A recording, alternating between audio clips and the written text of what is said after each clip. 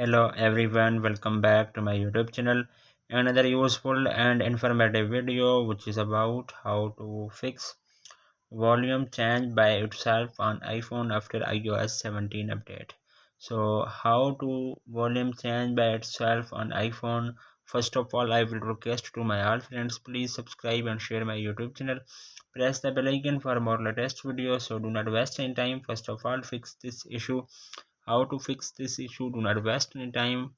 So first solution you have, while volume change by itself, you have first solution, you have disconnect the Bluetooth devices. So you have open the setting and click on Bluetooth. I have already turned off, then you have must be turned off, then you have facing this issue on iPhone. Then second solution, you have restart your iPhone. So then you have press the volume up button, volume down button, press the power button. When you see appears Apple logo on your screen, then 10 to 20 seconds wait, and then your mobile is restarted. Then your problem will be fixed and 100% working on your iPhone.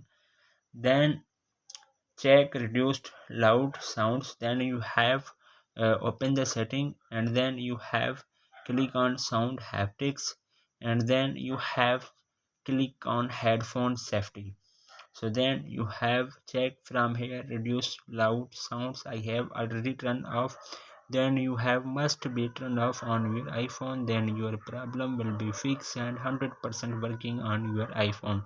So hopefully guys, after watching this video you will all know. If you have any problem, so please let me know in the comments box.